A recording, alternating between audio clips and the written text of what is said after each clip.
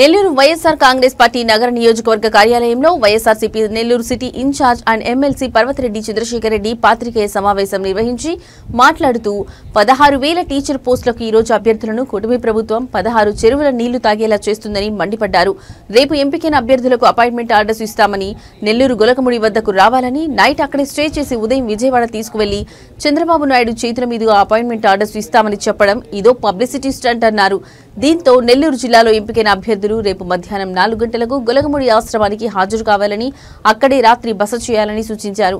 దిండు, దుప్పటి, ఇతర అవసరమైన వస్తువులు వెంట తీసుకురావాలని, మరుసటి రోజు 19న శుక్రవారం ఉదయం బస్సుల ద్వారా సభా ప్రాంగణానికి వెళ్లాలని ఆదేశించారు. అంతేకాదు స్వయాన వాహనాలతో సభకు రావడానికి అనుమతి లేదని కూడా స్పష్టంగా చెప్పారు. మహిళలు, వికలాంగులు, గర్భిణీ అభ్యర్థులు, వారి కుటుంబాలు ఎదుర్కొనే ఇబ్బందుల గురించి ఎవరైనా ఆలోచించారా? అసలు కూటమి ప్రభుత్వం నిర్వహించిన మెగా డిఎస్సి పూర్తిగా అవకతవకల మయమన్నారు. ప్రధానంగా కూటమి ప్రభుత్వం అధికారంలోకి రాకముందు ఒక మెగా డిఎస్సిని తీసుకొని వస్తామని, జాబ్ క్యాలెండర్ని ఎవ్రీ ఇయర్ రిలీజ్ చేస్తామని, సుమారుగా 20 లక్షల ఉద్యోగాలు ఇస్తామని ఎంత పబ్లిసిటీ చేసిందో, ప్రజలందరినీ ఎంత మోసం చేసిందో మీ అందరికి కూడా గమనిస్తూ ఉన్నారు.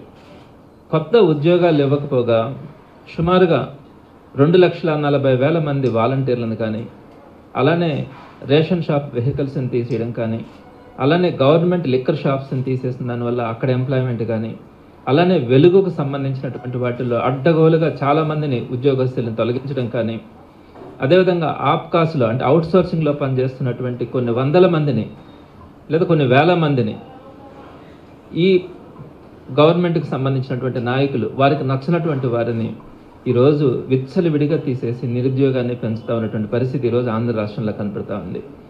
కొత్త ఉద్యోగాలు ఇవ్వకపోగా కొన్ని లక్షల మంది ఈరోజు నిరుద్యోగులుగా తయారైనటువంటి పరిస్థితి మన కళ్ళ ముందే ఈరోజు కనపడుతూ ఉంది.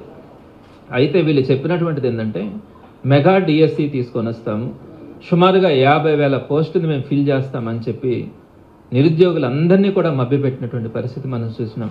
అయితే అధికారంలోకి వచ్చిన వెంటనే మొట్టమొదటి సంతకంగా మెగా డిఎస్సి అని చెప్పి కేవలం 16,000 పోస్టులను మాత్రమే ఫిల్ చేసేదానికి సంతకం పెట్టడం కూడా జరిగింది. అయితే ఇదే డిఎస్సిని జగన్మోహన్ రెడ్డి గారు 2 నెలల్లోనే పూర్తి చేస్తామని చెప్పి దాన్ని డిఎస్సి నోటిఫికేషన్ ఇస్తే, ఆ నోటిఫికేషన్ ఇంప్లిమెంట్ కాకుండా కోర్టుకు వెళ్ళి ఎలక్షన్ వస్తూ ఉందని చెప్పి ఆ నోటిఫికేషన్ ఇంప్లిమెంట్ కానివ్వకుండా చేసి వీళ్ళు జూన్లో మొట్టమొదటి సంతకం పెట్టి కూటమి ప్రభుత్వం వచ్చిన తర్వాత సుమారుగా 16 నెలలండి.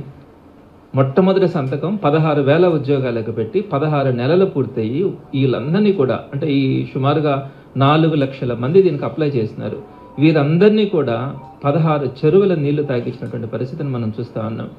ఈరోజు కనుక టోటల్గా ప్రాసెస్ అంతా కంప్లీట్ అయింది. రేపు అపాయింట్మెంట్ ఆర్డర్స్ తీసుకోమని చెప్పి చెప్తా ఉన్నారు. ఈ ప్రక్రియలో జరిగినటువంటి మోసాలని ఎక్కడైతే మెరిట్ స్టూడెంట్స్ ఏ విధంగా మోసపోయినారో నేను ఈరోజు ప్రజలందరికీ కూడా తెలియచేయడానికి మేము ముందుకు రావడం కూడా జరిగింది. ఆ డిఎస్సిలో సెలెక్ట్ అయిన వారికి ఆ డిఈఓ ఆఫీస్లో వాళ్ళందరికీ అపాయింట్మెంట్ ఆర్డర్స్ ఇస్తే వాళ్ళు వెళ్ళి స్కూల్లో జాయిన్ అయ్యే పరిస్థితి ఉంటుంది. కానీ చంద్రబాబు నాయుడు గారు ఏం చేస్తా ఉన్నారో తెలుసా? ఈ రేపటి రోజున అంటే ఎల్లుండి ఆయన తాడేపల్లిలో వీళ్ళందరికీ కూడా స్టేట్లో ఉన్నటువంటి 16,000 మందికి ఆయన అక్కడ అపాయింట్మెంట్ ఆర్డర్స్ ఇస్తారంట. దానికోసం ఏం చేసినారు, ఈరోజు అందరికీ కూడా ఒక మెసేజ్ అన్నది పెట్టినారు. ప్రతి డిఎస్సిలో ఎలిజిబుల్ అయిన వాళ్ళందరికీ కూడా, సెలెక్ట్ అయిన వాళ్ళందరికీ కూడా ఏమనుంది, నెల్లూరు జిల్లాలో ఉండే వాళ్ళందరూ కూడా సెలెక్ట్ అయిన వాళ్ళంతా గొలగముడికి రావాలంట ఈరోజు సాయంత్రానికి.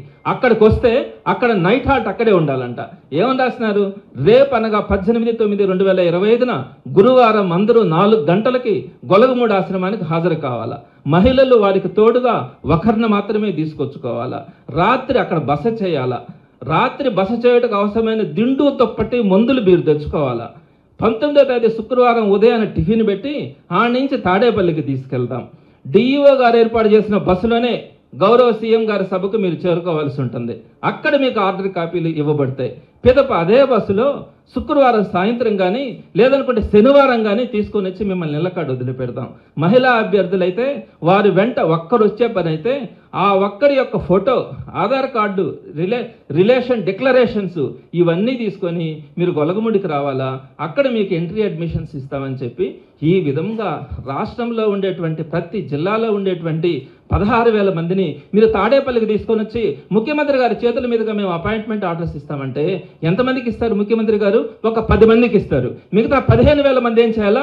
గొర్రెల్లాగా వాళ్ళు అక్కడ కూర్చొని సాయంత్రం దాకా మీరు ఇచ్చే అపాయింట్మెంట్ ఆర్డర్లు తీసుకోలేక, సీఎం గారి దగ్గర తీసుకోలేక, ఎవరో ఒకరికి అక్కడ సాయంత్రం పూట పొద్దుపోయిన తర్వాత ఇచ్చిన తర్వాత ఆ అపాయింట్మెంట్ ఆర్డర్ తీసుకొని మరలా నైట్ అక్కడే పడుకొని ఉదయం లేచి 3 రోజుల తర్వాత నెల్లూరుకు రావాలా? ఏమండి, మహిళలు ఉన్నారు, గర్భిణీలు ఉంటారు, రకరకాల వ్యాధిగ్రస్తులు కూడా ఉంటారు. వీరందరినీ కూడా మీరు స్టేట్ వైడ్ గా ఉండే వారందరినీ 16 ఎల్లుండి అక్కడికి తాడేపల్లికి రమ్మని చెప్పి అక్కడ మాత్రమే మీకు అపాయింట్మెంట్ ఆర్డర్స్ ఇస్తామంటే దేశంలో కాదు, ఎప్పుడు ఎక్కడా కూడా ఈ ప్రాసెస్ జరగదు.